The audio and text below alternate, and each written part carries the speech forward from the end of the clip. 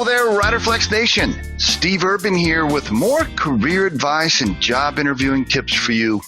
And as a quick reminder, if you enjoy our podcast, please remember to subscribe to our channel and like the episodes. And on today's podcast, I want to chat with hiring managers about the process or the order they go in when interviewing candidates. You know, the process with your team or in the office. Every company has a different process or a different speed or different things they do with regards to interviewing candidates. And I want to talk specifically about when a candidate might interview with people below you on the organizational chart. Here's the example. Let's say you're a director of marketing and you have several manager level folks, let's say 4 or 5 manager level people on your team. You're the director, you got 4 or 5 manager level folks, and you're interviewing another manager level candidate. You're trying to get somebody else on your team. I don't recommend that you have your team interview them before you do. Okay, I think here's why. There's several reasons why I wouldn't do it that way. Number one, I think your team members might taint your early thoughts on the candidate. They might cloud your vision and plant some seeds in your mind that will cause you not to make good judgment decisions when you're talking to the candidate. That's number one. Number two, you might even have a process where you're allowing your team to veto or cancel a good candidate before you see them. I definitely wouldn't do that.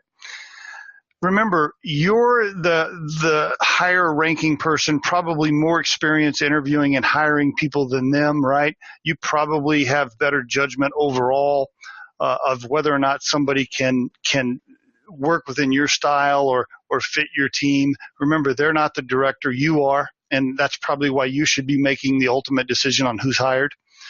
So I just wouldn't have your team do it first. There's too many problems there. I think they block candidates early that you may never get to see, or they plant some seeds early in your mind on what you should think about a candidate before you visit with them. I wouldn't have them do it first. Now, do I think that your team needs to mesh and gel and everybody needs to get along? And do I think your team needs to meet the candidate before you actually decide to hire them overall? Yes, I do. But it should be after you, the manager, after you've met with them first. You get a good feel. You think the candidate's spot on, and you're pretty sure you want to hire them. In fact, you're 90% sure you want to, then it's good to float that candidate over to your team and have them all visit just to ensure that everybody's going to get along. A final point here, and this is really why I don't think you should have your team members interview people before you do. Remember, there's a human element that happens, this competitive nature. It's just instinct, right? It's just who we are as human beings, and employees almost can't help it. If they see somebody that's about to enter their team that's super strong and maybe even stronger than them, trust me, there's a chance that they're going to try to block them, even if they're not consciously trying to do it, right? Even if they don't make the conscious decision to block them, the competitive instinct in humans might cause them to make a bad judgment call because they don't really, think about it for a minute. If Sally reports to you and all of a sudden you're asking Sally to interview Johnny, who's coming in now to be an equal rank to her.